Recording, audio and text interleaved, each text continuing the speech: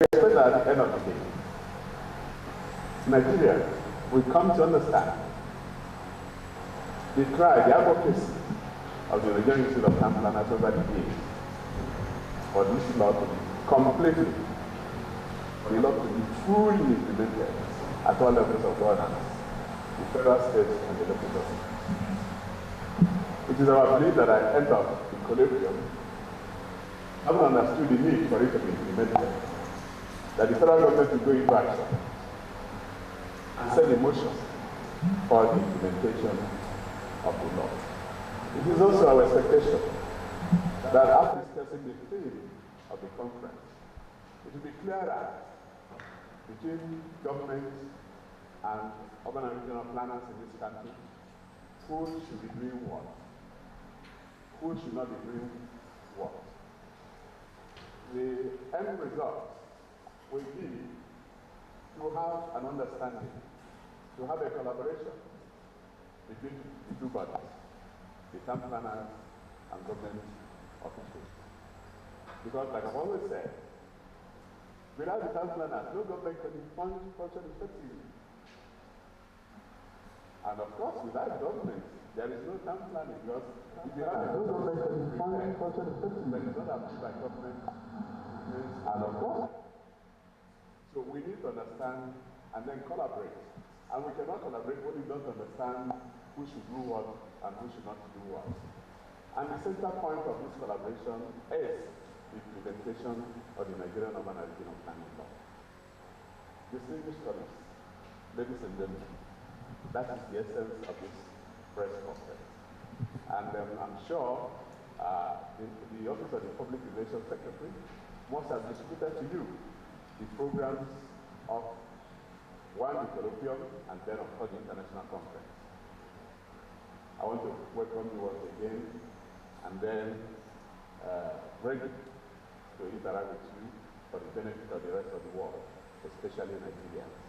Thank you very much.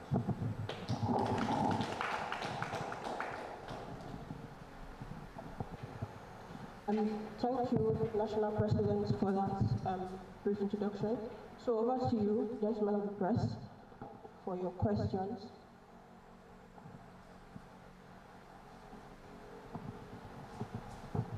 Okay, let me give to leadership. I think leadership have a question first. Okay.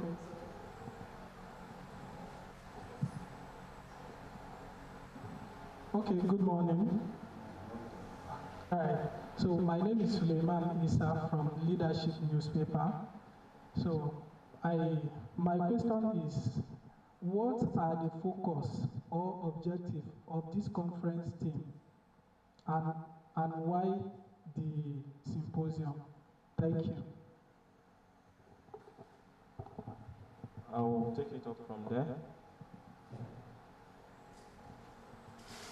I understand that the conference is also tied to a colloquium.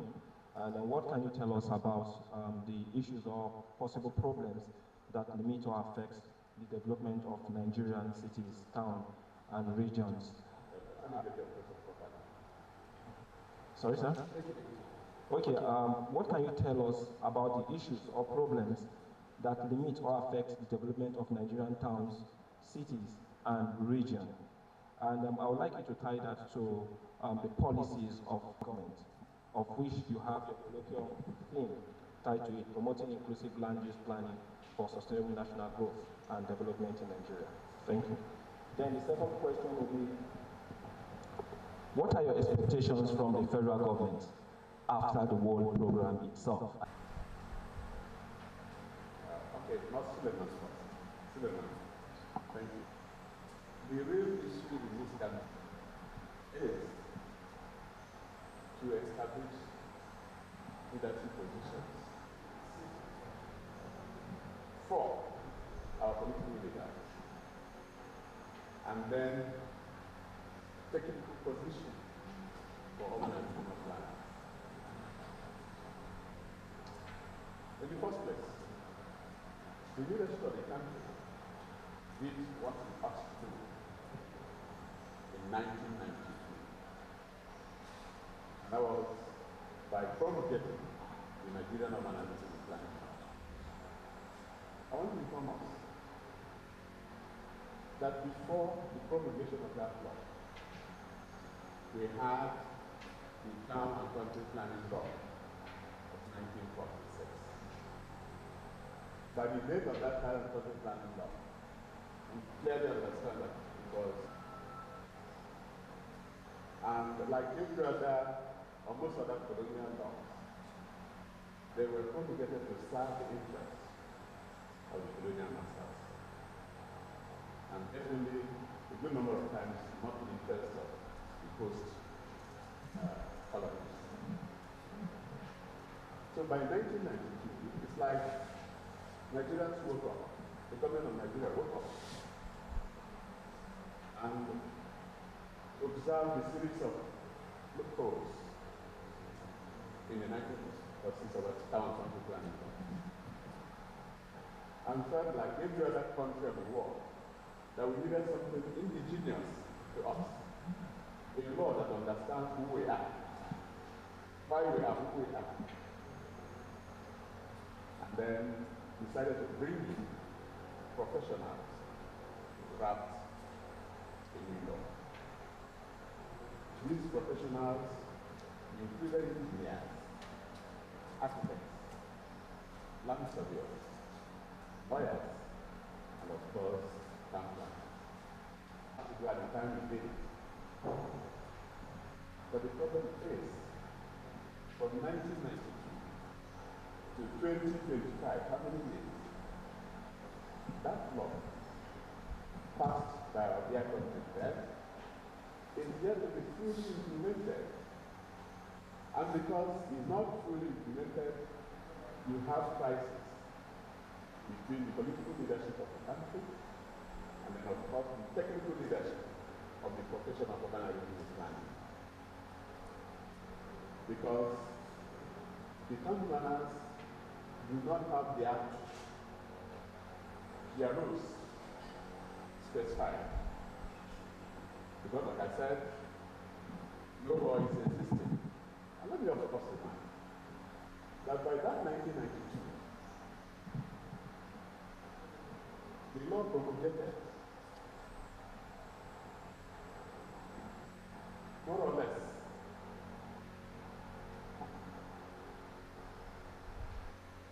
cancelled or repealed, technically, repealed all previous town and country planning laws in Nigeria, including the 1946 town and country planning. And that was to say that from that 1992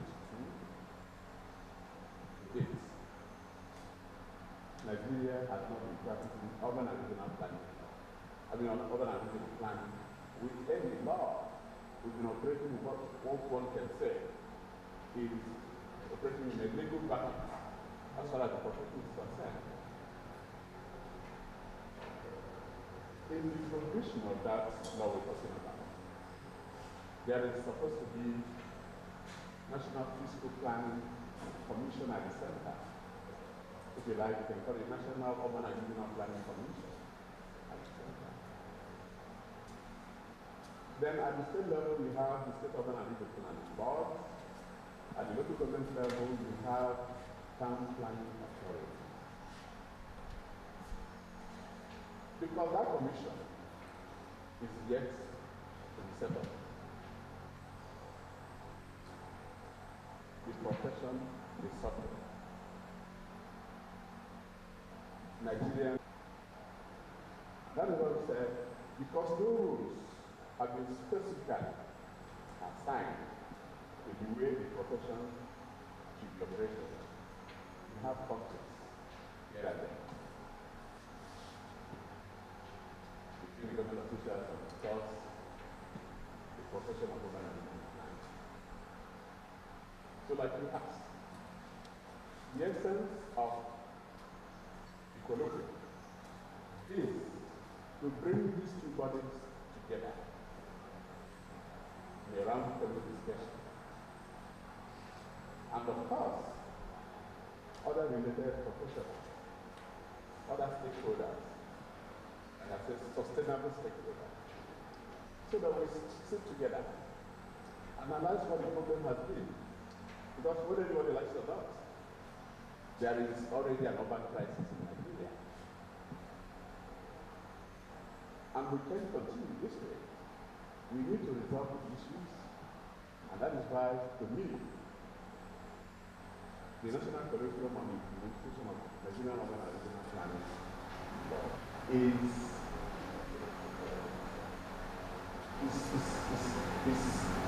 the time for it.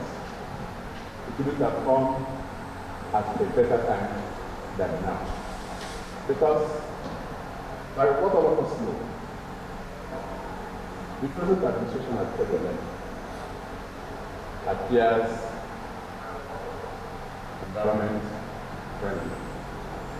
If we go by the interest expressed already in action and in principle by the President of the Federation, we've always said that he remains the only president that had decided to separate the built environment from the whole log of former Ministry of Housing, Environment, and whatever. We all fused together. But we saw a need to separate the built environment from the rest of the law. So we commend him for that. And again, he decided to appoint one of us as a cabinet minister of that ministry. That's accurate. Thank you. So he has the interest. But the truth of the matter is, we want this interest in practice. He has done a greater part of the judicial part. So bringing the urban and regional planners and the leadership of the country together to assess the need for this law to be implemented immediately to avert what we're already seeing as an incoming or even within us already, the urban crisis. Nigeria is not a 1 million population nation. We are counting in 200s. And of course, unless we do this early, there will be a problem. Suleiman, are you there? Yes. Okay. So thank you very much. Yeah.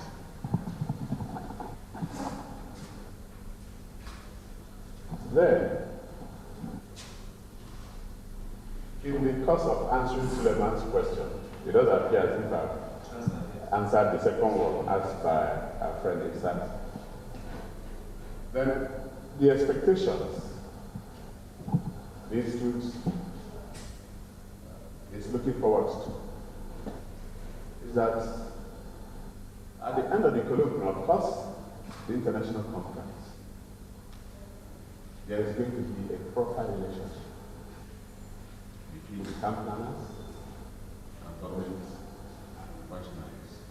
Because our thinking is that in the course of this deliberation, during the colloquium, during the international conference, both of them focusing more on the need for us to have a law like governance. It is my wish, it is my thinking, just like it is for all camp planners, that these areas of disagreement will be sorted out. And it will lead to the implementation of the law as it should be. Once the law is approved for implementation, all these crises will go. Because, first of all, at the national level, the commission will talk about the commission will be constituted by experts in the goods industry. And that is to say, you have camp planners as members of the commission. You have architects as members of the commission. You have land surveyors as members of the commission. You also have engineers, estate planners, mentioned lawyers. If environmental challenges posed in this country is handed over for solution to experts, environmental experts, those are the things. That will be the starting point to end flooding in the country.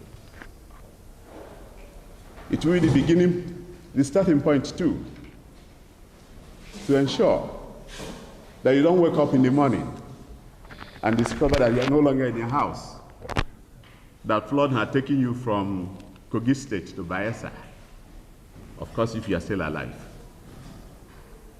So the general expectation is that things will change, and change for the better. When you talk about this flooding issue, some people don't understand it. Flooding occurs because experts have not come into finding solution to it.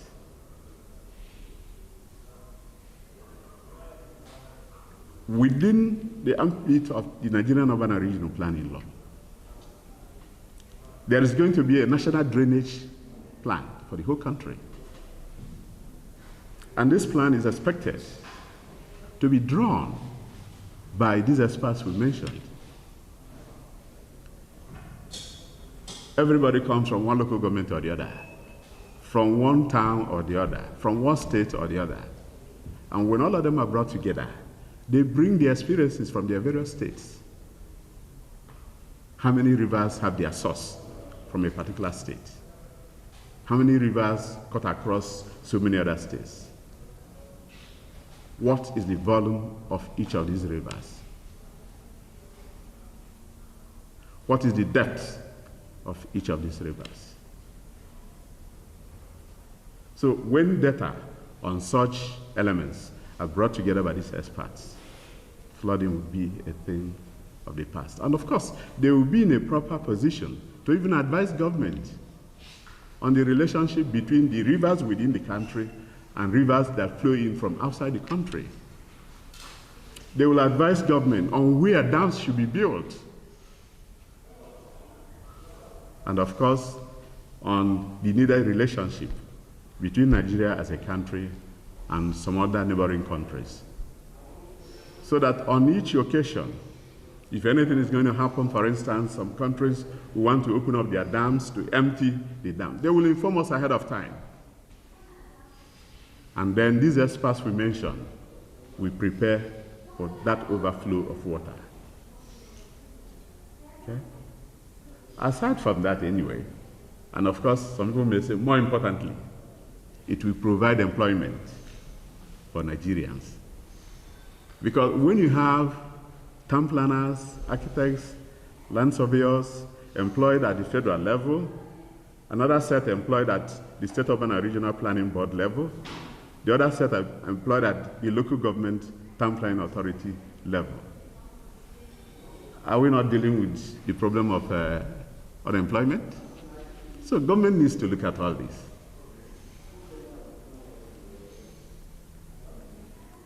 Distinguished colleagues, once we begin to understand the value, what the town planners do, because for some of us, they think everything about town planning is about development control. It is not.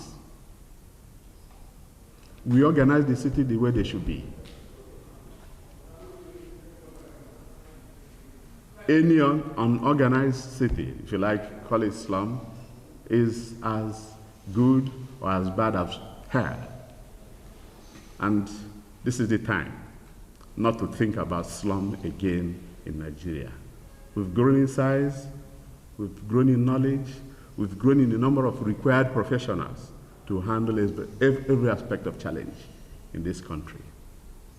So, distinguished ladies and gentlemen, I want to thank you and welcome you again to this press conference. If you still have questions to ask, we are ready. We are for Nigeria and Nigeria is for us. Thank you very much, National President. Gentlemen of the press, I think we are satisfied with the response and it's clear enough. Do you have any other questions? Thank you very much. Mr. President, sorry, I'm going to use some closing remarks. I think we close to the end of this very brief press conference. Okay, my closing remarks. Okay. First back. Closing remarks. Okay, maybe I'll do that. You give us a thanks, isn't it? Yes. Okay. The first and second national vice presidents of the institute, the national secretary, the chairman, FCT chapter, and chairman local organizing committee for the conference, other members of National Executive Committee who are here,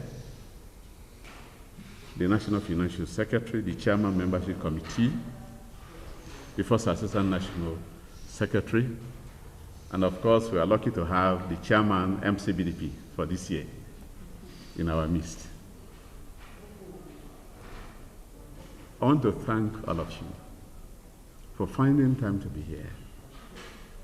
And don't think that each time you come here to cover our event that we're blind. We notice you. We notice your contributions. And that is why at this year's international conference, we're going to recognize some of you. Yes. Because without you, we just talk to ourselves and nobody will hear us. But you are loudspeakers. Yes. So we appreciate you.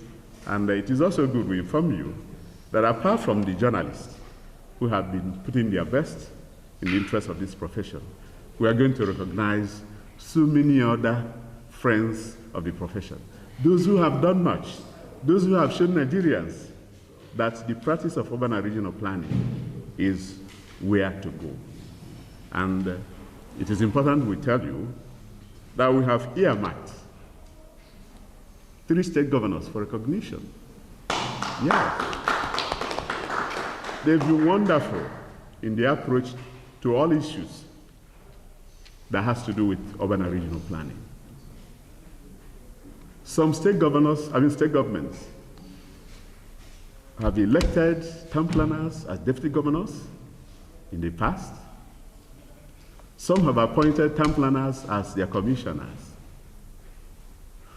So many others have provided employment to several town planners at a go. And these are the people who understand what it takes to govern a state.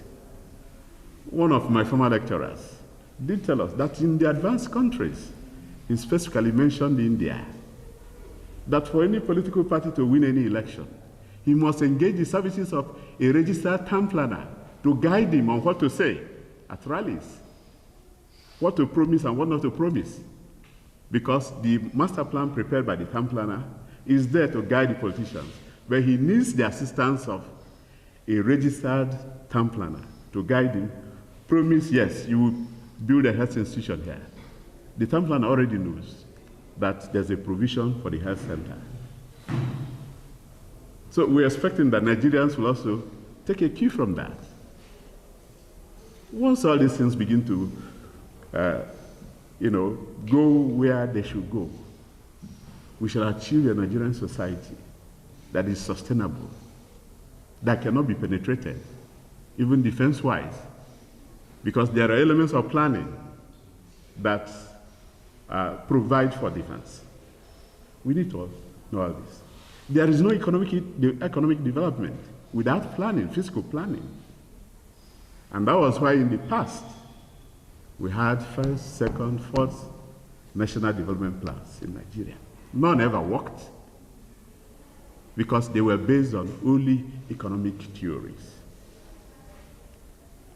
If you are to build a major industry at a particular place, will you build it in the air? No, it's on the land. And we are in charge of land use allocation because of our expertise training. So a combination of economic and fiscal planning must go together to give Nigeria what we want, a progressive economy. Thank you. Thank you.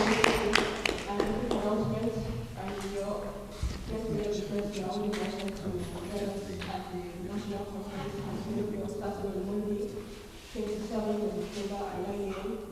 due. We're expecting to be there and also show your contributions. Thank you very much.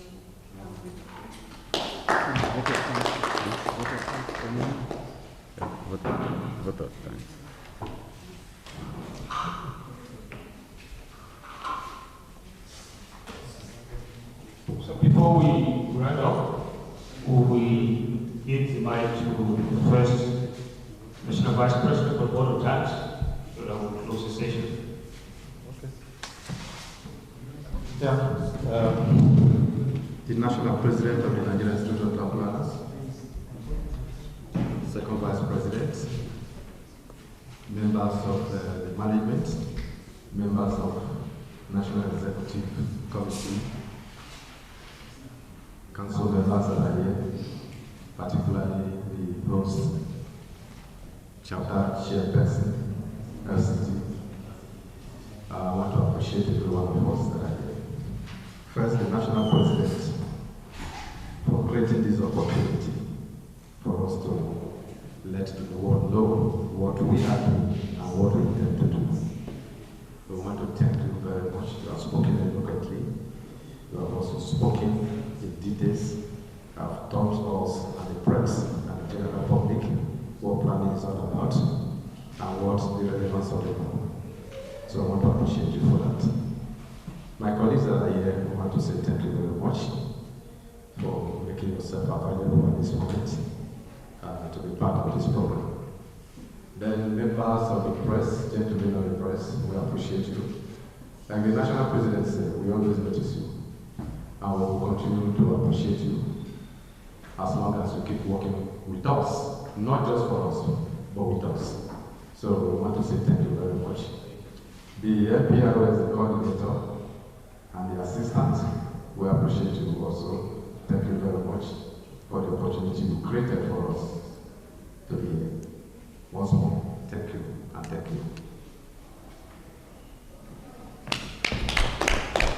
We thank the First National President for the Board of Tax.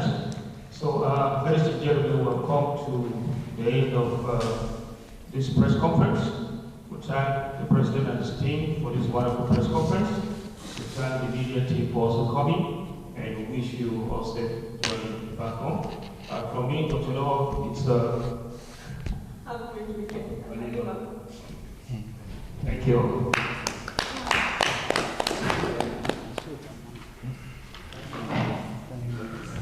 You do your pitching now.